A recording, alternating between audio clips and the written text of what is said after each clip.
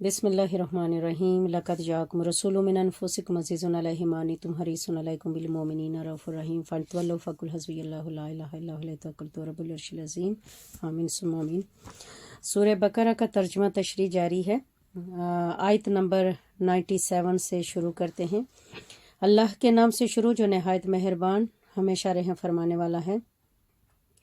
آپ فرما دیں جو شخص جبرائیل علیہ السلام کا دشمن ہے وہ ظلم کر رہا ہے، کیونکہ اس نے تو اس قرآن کو آپ کے دل پر اللہ کے حکم سے اتارا ہے، جو اپنے سے پہلے کی کتابوں کی تصدیق کرنے والا ہے اور مومنوں کے لیے سراسر ہدایت اور خوشخبری ہے۔ جو شخص اللہ کا اور اس کے فرشتوں اور اس کے رسولوں کا اور جبرائیل اور میکائیل کا دشمن ہوا تو یقیناً اللہ بھی ان کا دشمن ہے۔ اور بے شک ہم نے آپ کی طرف روشن آیتیں اتاری ہیں اور ان نشانیوں کا سوائے نافرمانوں کے کوئی انکار نہیں کر سکتا۔ اور کیا ایسا نہیں ہے کہ جب بھی انہوں نے کوئی عہد کیا تو ان میں سے ایک گروہ نے اسے توڑ کر پھینک دیا، بلکہ ان میں سے اکثر ایمان ہی نہیں رکھتے۔ اور اسی طرح جب ان کے پاس اللہ کی جانب سے رسول حضرت محمد صلی اللہ علیہ وسلم آئے جو اس کتاب کی اصلاً تصدیق کرنے والے ہیں جو ان کے پاس پہلے سے موجود تھی، تو انہیں اہل کتاب میں سے ایک گروہ نے اللہ کی اس رسی یعنی کتاب تورات کو پس پشت پھینک دیا، گویا وہ اس کو جانتے ہی نہیں، حالانکہ اسی تورات نے انہیں نبی آخر الزماں حضرت محمد صلی اللہ علیہ وسلم کی تشریف آوری کی خبر دی تھی۔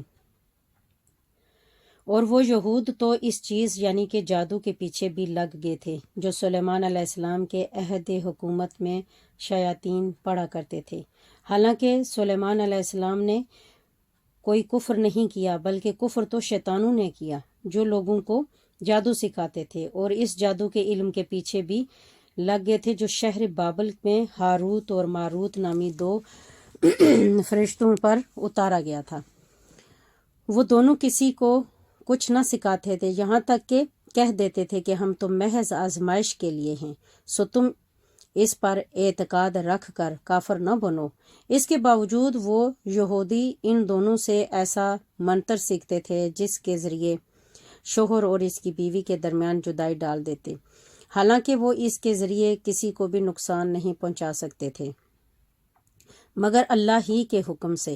اور یہ لوگ وہی چیزیں سیکھتے ہیں جو ان کے لیے نقصان کا باعث بنتی ہیں اور انہیں نفع نہیں پہنچاتی، اور انہیں یہ بھی یقیناً معلوم تھا کہ جو کوئی بھی اس کفر یا جادو ٹونے کا خریدار بنا اس کے لیے آخرت میں کوئی حصہ نہیں ہوگا، اور وہ بہت ہی بری چیز ہے جس کے بدلے میں انہوں نے اپنی جانوں کی حقیقی بہتری یعنی اخروی فلاح کو بیچ ڈالا۔ کاش وہ اس سودے کی حقیقت کو جانتے، اور اگر وہ ایمان لے آتے اور پرہیزگاری اختیار کرتے تو اللہ کی بارگاہ سے تھوڑا سا ثواب بھی ان سب چیزوں سے کہیں بہتر ہوتا۔ کاش وہ اس راز سے آگاہ ہوتے۔ اے ایمان والو، نبی اکرم صلی اللہ علیہ وسلم کو اپنی طرف متوجہ کرنے کے لیے رائنا مت کہو بلکہ ادب سے انظرنا یعنی ہماری طرف نظر کرم فرمائیے کہا کرو، اور ان کے ارشاد بغور سنتے رہا کرو، اور کافروں کے لیے دردناک عذاب ہے۔ نہ وہ لوگ جو اہل کتاب میں سے کافر ہو گئے اور نہ ہی مشرکین اسے پسند کرتے ہیں کہ تمہارے رب کی طرف سے تم پر کوئی بھلائی اترے، اور اللہ جسے چاہتا ہے اپنی رحمت کے ساتھ خاص کر لیتا ہے، اور اللہ بڑے فضل والا ہے۔ ہم جب کوئی آیت منسوخ کر دیتے ہیں یا اسے فراموش کرا دیتے ہیں تو بہر صورت اس سے بہتر یا ویسی ہی کوئی اور آیت لے آتے ہیں۔ کیا تم نہیں جانتے کہ اللہ ہر چیز پر کامل قدرت رکھتا ہے؟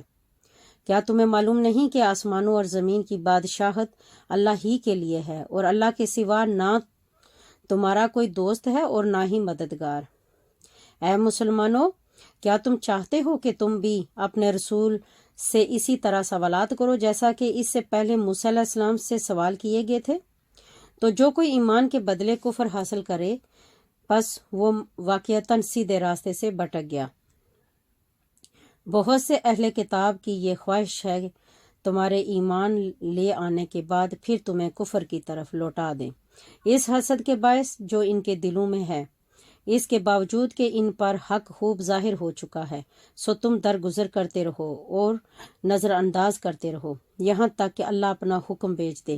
بے شک اللہ ہر چیز پر کامل قدرت رکھتا ہے۔ اور نماز قائم کیا کرو اور زکوٰۃ دیتے رہا کرو، اور تم اپنے لیے جو نیکی بھی آگے بھیجو گے اسے اللہ کے حضور پالو گے۔ جو کچھ تم کر رہے ہو یقیناً اللہ اسے دیکھ رہا ہے۔ اور اہل کتاب کہتے ہیں کہ جنت میں ہرگز کوئی بھی داخل نہیں ہوگا سوائے اس کے کہ وہ یہودی ہو یا نصرانی، یہ اس کے باطل امیدیں ہیں۔ آپ فرما دیں کہ اگر تم اپنے دعوے میں سچے ہو تو اپنی اس خواہش پر سند لاؤ۔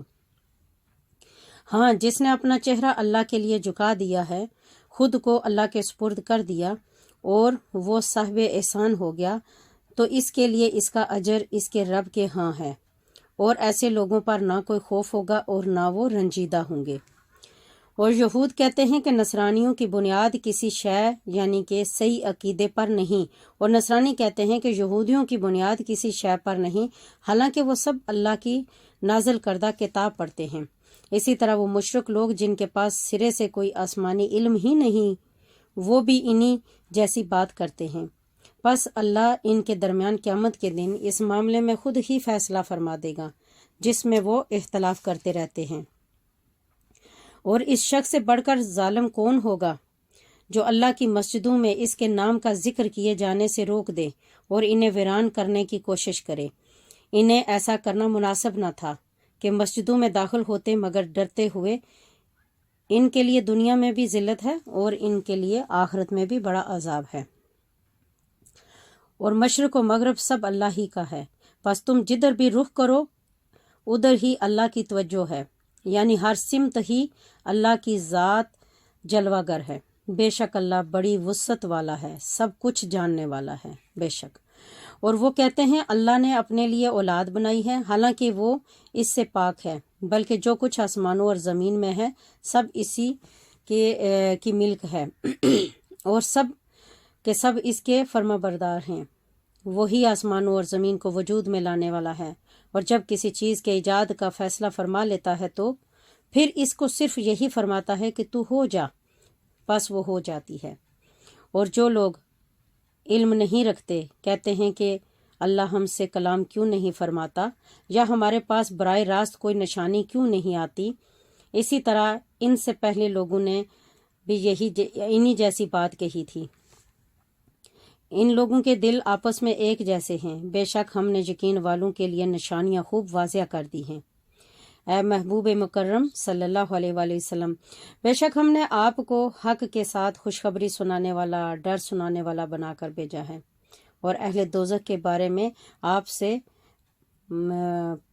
پرسش نہیں کی جائے گی، اور یہود و نصارہ آپ سے اس وقت تک ہرگز خوش نہیں ہوں گے جب تک کہ آپ ان کے مذہب کی پیروی اختیار نہ کر لیں۔ آپ فرما دیں کہ بے شک اللہ کی عطا کردہ ہدایت ہی حقیقی ہدایت ہے۔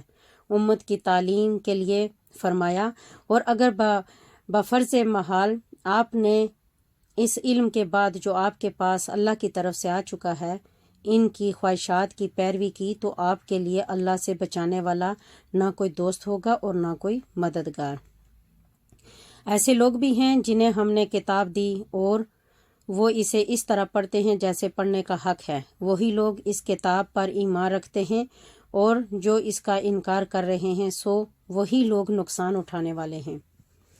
اے اولاد یعقوب، میری اس نعمت کو یاد کرو جو میں نے تم پر ارزانی فرمائی ہے، اور خصوصاً یہ کہ میں نے تمہیں اس زمانے کے تمام لوگوں پر فضیلت عطا کی ہے۔